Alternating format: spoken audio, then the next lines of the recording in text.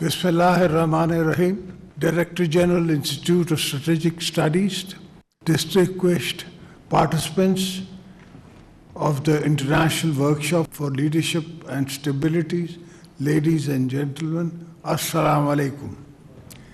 It is a pleasure to address you on this conclusion of the International Workshop of Leadership and Stability.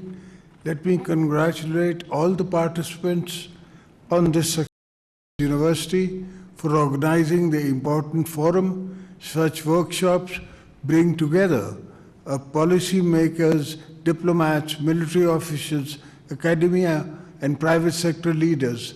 They offer valuable space and discuss leadership and stability. I hope this insight reach a broader audience with our institutions and society. Ladies and gentlemen, leadership and stability are pillars on which the nation and the institutions rest. Today, the world faces a rapid change with geopolitical shifts, emerging security threats, a growing role of technology in governance. Security is no longer only about conventional conflicts. It includes cybersecurity, hybrid threats, and information challenges.